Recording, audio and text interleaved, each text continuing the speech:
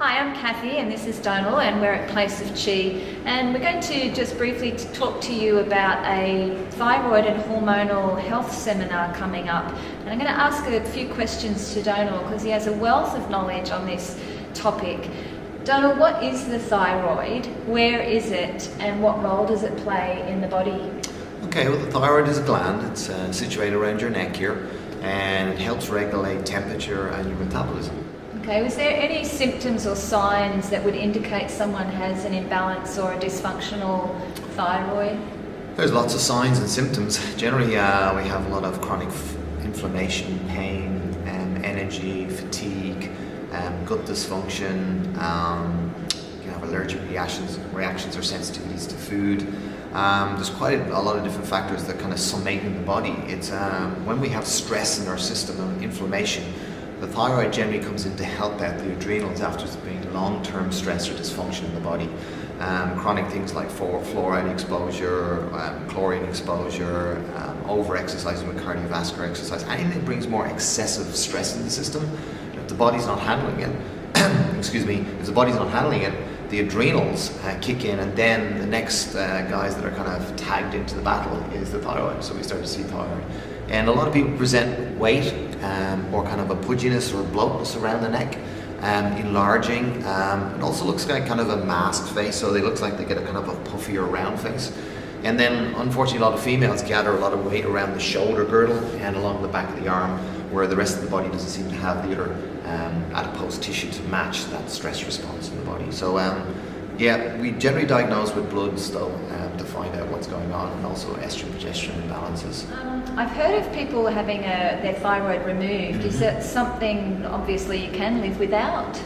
Yeah, unfortunately, some people don't catch the thyroid stress and issues until there's nodules or there's a hypothyroidism issue or some kind of a growth there, and then unfortunately the medical field has to jump in and take out part of the thyroid or the whole thyroid.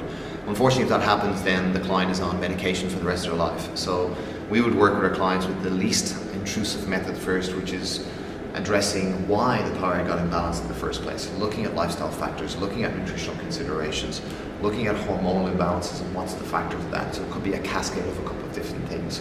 So that's where it's best to work with a practitioner or someone who's been dealing with thyroid, because it can get quite complicated in the sequence of the production of the different hormones, and there could be a progesterone or estrogen imbalances. There could be problems with T4 or T3 production. There could be catalysts that are in those synthesis that need selenium, iron, the B vitamins. There's certain fatty acids that someone needs to bring in. So all these factors have to be looked at. So we go through a nutritional guideline and nutritional screening and food log and stress log, and working as a HLC, holistic lifestyle coach, myself and Kathy are level 3s.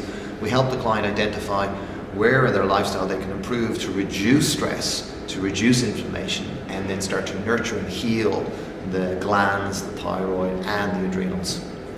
One more question I'd like to ask. You mentioned obviously the lifestyle factors. Anything missing in the diet nutritionally that would cause a dysfunction, or would it be hereditary that someone would have a thyroid issue?